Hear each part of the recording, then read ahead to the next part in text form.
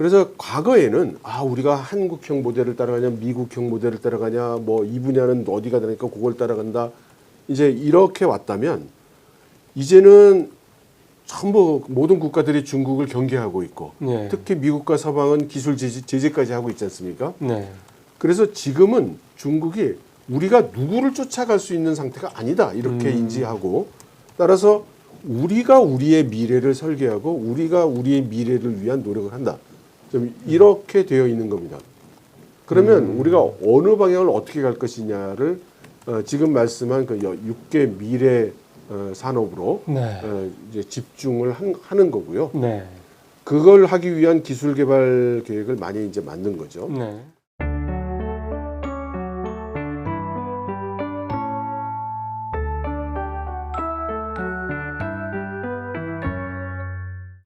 자, 이제 두 번째로 이제 주제를 좀 바꿔봐서요. 시간이 벌써 좀 많이 지났습니다만 미국 얘기를 좀 해봐야 될 것 같은데요.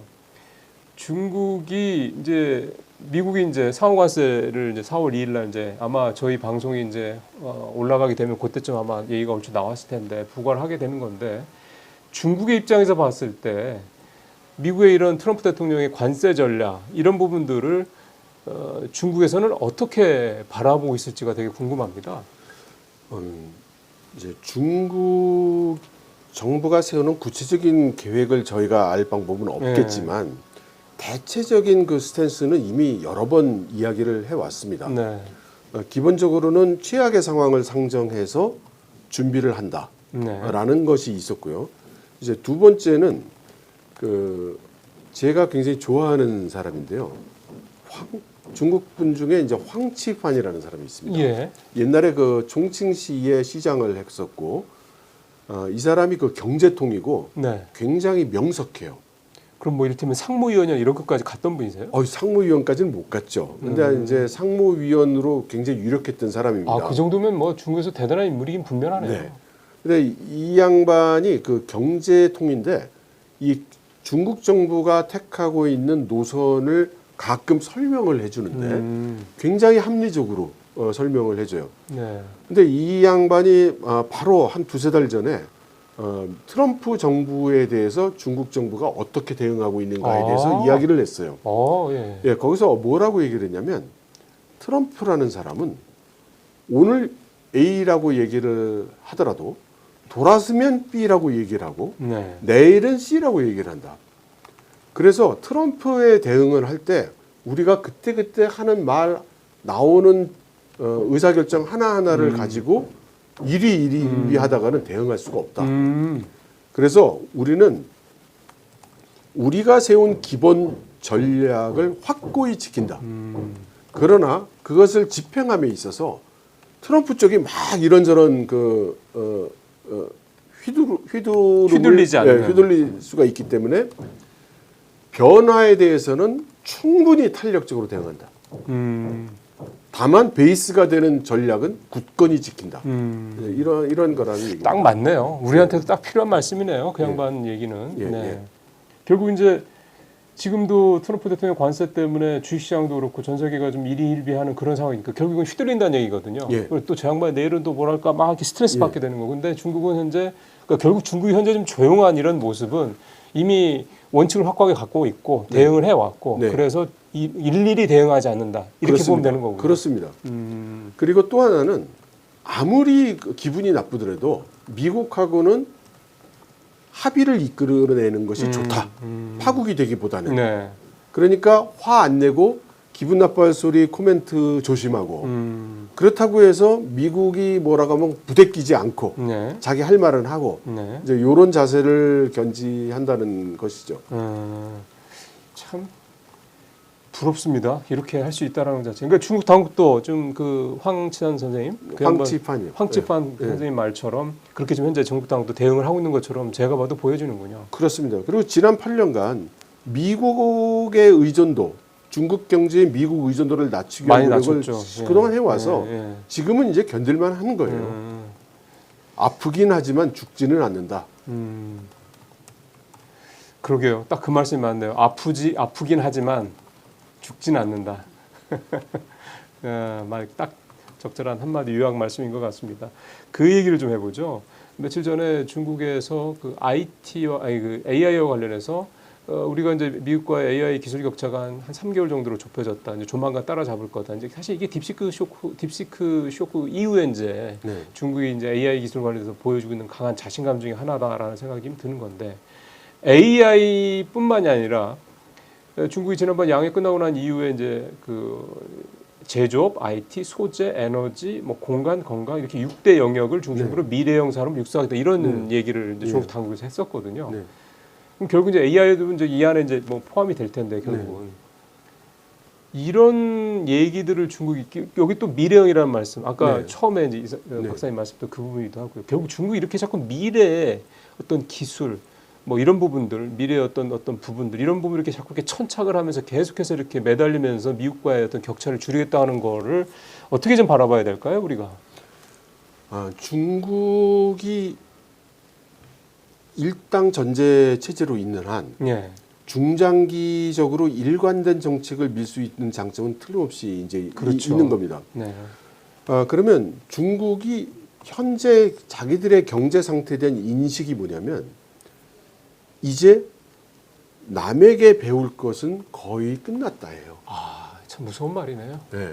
그래서 과거에는 우리가 한국형 모델을 따라가냐 미국형 모델을 따라가냐 뭐 이 분야는 어디가 되니까 그걸 따라간다 이제 이렇게 왔다면 이제는 전부 모든 국가들이 중국을 경계하고 있고 네. 특히 미국과 서방은 기술 제재까지 하고 있지 않습니까? 네. 그래서 지금은 중국이 우리가 누구를 쫓아갈 수 있는 상태가 아니다 이렇게 인지하고 따라서 우리가 우리의 미래를 설계하고 우리가 우리의 미래를 위한 노력을 한다. 좀 이렇게 되어 있는 겁니다. 그러면 우리가 어느 방향을 어떻게 갈 것이냐를 지금 말씀한 그 6개 미래 산업으로 네. 이제 집중을 하는 거고요. 네. 그걸 하기 위한 기술 개발 계획을 많이 이제 만든 거죠. 네. 또 하나 작년에 이제 양회에서 발표가 됐지만 원래 중국은 이러한 계획을 세울 때 네. 중국은 이제 5개년 계획이 이제 기본 계획인데 이 5개년 계획을 세울 때 계획 수립 프로세스가 정부가 했습니다. 네. 그런데 작년에 이제 그게 바뀌었죠. 정책 전략은 공산당이 수립하고 네. 정부는 그걸 실행만 한다로 작년에 바뀌었습니다. 그러면서 그 당 내에 그걸 위한 4개의 위원회를 구성을 했어요. 네. 그리고 가장 1번 위원회가 뭐였냐면 과학기술위원회였습니다. 그리고 무슨 경제금융위원회가 2번째였어요. 그럼 무슨 뜻이냐면 중국 공산당의 퍼스트 프라이어리티가 이제 과학기술이라는 뜻입니다. 그런 거죠. 네. 그러므로 앞으로 이제 과학기술을 위해 매진을 이제 해 가는 거죠. 그런 것들이 이런 데서 나왔다. 그가 AI 기술이 그러니까 딥시크라는 이 어떤 사례가 결국은 중국이 작년부터 전개를 하고 있는 이런 과학기술에 대한 올인 전략에서의 불과 얼마 되지는 않았지만 네. 첫 번째 성과다 이렇게도 볼 수가 있겠군요. 그거는 저는 조금 달리 말씀드리겠습니다. 작년에 중국 정부에서 상당히 중국 경제가 이제 나빠지면서 네. 전 세계가 다 같이 우려를 하게 됐었죠. 네. 그래서 중국 정부가 이런 정책 저런 정책을 많이 풀었어요. 근데 사실 이렇다 할 만한 그 좋은 성과를 가져오지 못했습니다. 생각해 보면 부동산도 어찌 지금 터져 나오지 않게 막는 정도의 수준이지. 지금 중국의 부동산이 뭐 지금 회복이 된다는 이런 그렇죠. 전혀 아니고 그런 얘기는 전혀 아니죠. 네. 금융 마찬가지고요. 그다음에 수출은 작년에 사실 최대 무역 흑자를 올리기는 했지만 수출 전망 자체는 나빠지고 있고 네.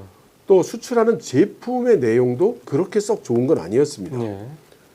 그래서 중국 경제 그리고 소비가 무엇보다도 안 일어나고 실업이 너무나 지금 열악해지고 있죠. 예. 그래서 중국 정부는 이걸 해결하기 위한 그 방법을 결국 내외가 모두 일컬 길을 내수 시장을 그렇죠. 살리자라는 살리는 거죠. 것밖에 네. 없다가 돼 있는데 내수 시장이 잘 안 사는 거예요. 그래서 여러 가지로 이 얘기를 하고 있지만 그 분위기 전환이 안 됐습니다. 네. 그런데 딥시크가 네. 터져졌는데 이게 바깥에서 보는 딥시크가 중국의 사회에 준 영향과 예. 중국 내부에서 바라보는 딥시크 모멘트는 제가 볼 땐 10배는 더 중요했던 것 같습니다. 내부에서 더 내부에서 오히려. 더. 딥시크가 몇 가지 그 특징이 있는데 중국적 눈으로 봤을 때 네. 첫째, 중국 정부가 육성한 기업이거나 중국 정부가 한 프로젝트가 아니에요. 아니죠. 예. 그리고 중국 정부의 보조금이나 돈도 안 들어갔어요. 안 들어간 상태죠. 그래서 예. 개인이 그 펀드 매니저가 자기가 그렇죠. 벌어서 한 거니까. 예, 그렇습니다. 그리고 무슨 엄청난 그 해외 기술이나 외국 기술의 도움을 받은 것도 없어요. 그러니까 이건 뭐냐면 중국 기업에 민간 기업에 네. 돈 좀 있는 민간 기업이 똑똑한 놈들 몇 명이 모여서 그냥 자기들끼리 죽어라고 파서 브레이크스루가 나온 거예요. 그러니까 이거는 어떤 그 인상을 주느냐면 그동안 이거 굉장히 그 시장 전망이 안 좋으니까 투자도 못 하고 있던 중국의 기업인들, 중국의 일반 인민들, 그 사람들 머릿속에는 우리가 꼭 지적하지 않아도 이거 힘 있고 빽 있는 사람 아니면 사업을 못 한다는 인식이 있었는데 아닐 수 있다는 증거가 된 거예요. 그게 자신감이군요. 그러니까 그동안에는 중국의 본 산업들, 주요 산업들이 다 정부의 보조금이라든가 이런 걸 통해서 정부의 지원을 통해서 이렇게 성장을 해왔다. 그게 이제 중국 당국에서 보는 일반적인 모습이었는데 네. 딥시크가 주는 교훈은 네. 우리가 안 도와주고 우리가 돈도 안 주고 예. 우리가 기술 지원도 안 해주고 우리가 인력도 뭐 배치 안 해주고 등등 지들끼리 알아서 해서 성공을 하네? 그래서 중국 정부가 뭐 다 모여 이게 바로 신질 생산력으로 가는 길이야. 뭐 이렇게 교육도 지금 하고 있고 또 중국의 테크 기업들 아니 우리가 쟤들보다 못한 점이 없는데 우리라고 못할 게 없잖아. 우리도 해. 하면 되겠네. 이제 이런 분위기가 이제 조성이 이제 됐다는 거죠. 이거는 상당히 의미가 있네요. 그러니까 그러면 중국 정치 봤을 때는 기존의 이제 공산당 중심의 이런 정책적인 지원, 국가적 차원의 지원에다가 그것만 생각했었는데 알고 보니까 우리의 국민들이, 우리 인민들이 굉장히 능력이 있다. 예. 그러면 정부 지원에다 이런 능력 있는 인민들까지 힘이 합쳐진다 그러면 이거 진짜 한번 해볼 만한 거 아니야? 이런 생각이 들만하네요. 게다가 세계에서 제일 힘센 미국이 우리를 두들겨 패가지고 네. 이거 아무래도 좀 어려운 거 아니야? 이런 인식이 팽배해 있다가 네. 아닐 수도 있겠는데 이제 이런 상황을 마련해 준 거죠. 그리고 미국의 지난 한 8년여간의 견제에도 불구하고 여전히 네. 기술도 계속해서 좀 성장을 하고 있고 등등 이거에 대한 결국 이런 것들이 자신감으로 네.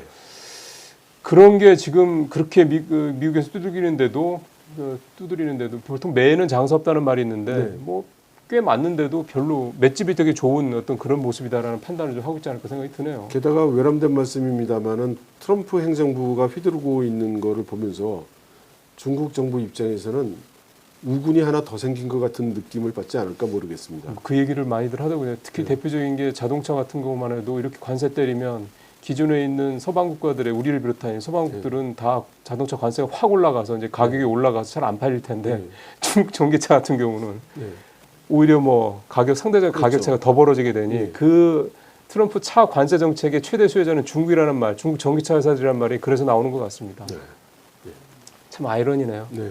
자, 이런 차원에서 우리 이제 그 구독자분들 중에서 이제 중국 투자와 관련돼서도 관심 있는 분들도 많으시기 때문에 박사님께서 보시기에 그러면 지금 상황에서 우리가 앞서도 이제 그런 말씀을 하셨기 때문에요. 중국 당국이 이렇게 민간과 이렇게 힘을 합쳐서 소위 말하는 민관 합동으로 중국의 여러 가지 기술들을 발전시켰는데 앞서 말씀드린 6가지 그 영역이 되겠습니다만 투자적인 측면에서 그럼 우리는 어떤 쪽을 조금 더 지켜보면 될까요? 지금까지는 항생테크 지수를 중심으로 이제 중국의 뭐 소위 말하는 플랫폼 회사들 되게 얘기를 많이 해왔는데 계속 이쪽을 주시하면 될까요? 아니면 다른 쪽 분야를 좀 볼까요? 그럼 뭐 투자 전략에 따라 다른 결과가 나오겠습니다만 만일 저보고 투자를 하라고 하면 이 6개 미래 산업 분야 중에서 네. 각 투자자분들이 잘 아시는 영역에서 나중에 군사 기술로 전환될 가능성이 높은 쪽을 배팅을 하면 그렇게 리스크는 좀 적지 않을까 이렇게 생각합니다. 그러게요. 사실은 인터넷부터 시작해서 지금 현존하는 굉장히 많은 기술이 대부분 그러니까 무기 만드는 데서 파생이 됐다라는 거는 뭐 누구나 다 아는 그런 새삼스러운 사실인데 그럼 중국도 역시 마찬가지다. 네. 어떤 거 좀 더 구체적으로 생각하시는 게 있으십니까? 사실은 지금 예를 들어서 우주항공 얘기 많이 하지 않습니까? 예. 중국이 우주항공을 6대 분야 중에 하나로 키우는 이유도 사실은 만일에 미중 간의 무력 충돌이 일어난다면 가장 첫 번째 촉발되는 게 상호 간의 위성을 네, 떨구는 예. 일이 될 거라고 이제 봅니다. 그러면 그런 걸 하기 위해서는 위성 기술, 발사체 기술, 또 지금 얼마 전에 보도도 나왔습니다만은 인민해방군이 지금 궤도상에서 위성들 가지고 그 군사 작전 훈련을 했다고 하지 않습니까? 그리고 지금 일론 머스크가 날리고 있는 그런 스타링크와 같은 6G 네네네. 또한 지금 군사적으로 없으면 안 된다는 것이 이번 우크라이나 전쟁에서 증명이 됐죠. 맞아요. 그럼 그쪽으로 이제 갈 수밖에 없는 거죠. 준비를 안 할 수 없는 겁니다. 그래서 중국도 열심히 스타링크에 해당되는 저궤도 시스템을 위성, 예. 저궤도 위성을 지금 올리고 있죠. 게다가 지금 중국 같은 경우에는 지금 차세대 인터넷망 기술을 거의 완성한 상태예요. 차세대 인터넷망이요? 예. 그러니까 유선 인터넷망이요. 예. 그런데 그게 지금 국제 표준이 잘 안 만들어지고 있습니다.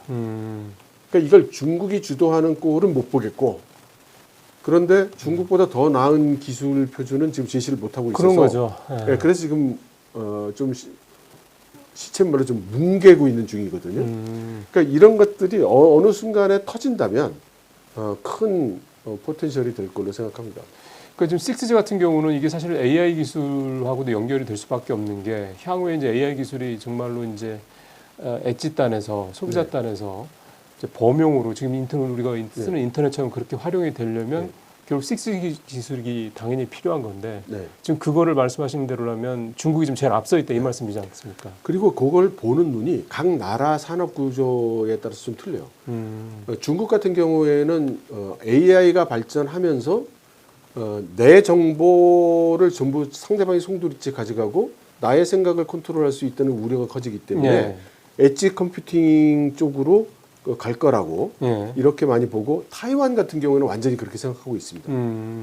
그래서 산업계에 계신 분들이 앞으로 AI 시대에 네. 엣지 컴퓨팅 쪽에 배팅하려는 분들이 많이 있는 걸로 제가 들었어요. 그리고 거기에 대해서 중국 대륙 쪽은 임베디드 인텔리전스라는 이름으로 네. 그걸 국가적으로도 이제 좀 밀고 있습니다. 그러면 당연히 스마트폰이나 노트북에 올라가는 AI 기능이 온 디바이스 AI 말씀하시는 거죠. 그 중요해지게 그렇죠. 이제, 당연히 그렇겠죠. 되겠죠. 네. 그럼 거기에 소요되는 반도체 이런 것들이 당연히 같이 중요해질 겁니다. 그러니까 온 디바이스 AI가 사실은 이제 종착점인 거죠. 그게 될 거고 그거를 위해서 말씀하신 대로 반도체, 그다음에 뭐 6G 같은 이런 통신 기술, 네트워크 기술, 그다음에 뭐 배터리 예. 등등등 이런 모든 것들이 다 이제 네. 결국은 그쪽으로 이제 예. 가는 거다. 예. 지금은 거의 어느 한 분야의 기술이 하나의 제품이 되기보다는 그렇죠. 다 같이 합쳐지니까요. 총체적으로 합쳐지는. 예. 결국 이제 그러면 한마디로 요약을 한다면 온 디바이스 AI 이게 이제 중국도 좀 이쪽을 향해서 좀 가고 있는 거고, 결국 전 세계 이 기술이 다 그쪽으로 예, 결국 왜냐하면 갈 수밖에 없다. 그 서버단에서 돌아가는 서비스는 현재 미국 쪽이 주도하고 있는 거고, 네.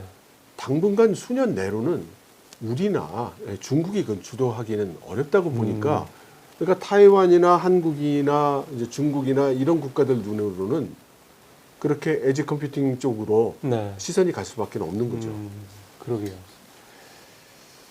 여러분들께서 이거를 투자적인 측면에서 보실 때 이제는 중국에 대한 투자도 이제 항생테크는 워낙에 또 많이 올랐고요. 네. 지금 이 상태에서 또 추격 매수하는 건 잘 아시겠지만 또 뒷북치다가 또 뒤통수 맞는 경우가 쉬운 상황이기 때문에 이제 지금 이제 이 타이밍이 한번 이제 뭔가 전환을 해야 될 타이밍이 좀 됐다라는 측면에서 오늘 말씀하신 온디바이스라든가 그다음에 6개 중 미래 기술 중에서 이제 군사적으로 전용이 가능한 네. 분야, 뭐 우주항공 대표적인 사례를 드셨습니다만 그런 부분들 잘 참고하셔서 좀 한번 잘 이렇게 리서치를 해보시면 도움이 될 것 같습니다. 저희가 뭐 박사님 모시고 그래서 뭐 사야 돼 이런 걸 여쭤보는 시간은 아니기 때문에 참고하시기 바라겠습니다.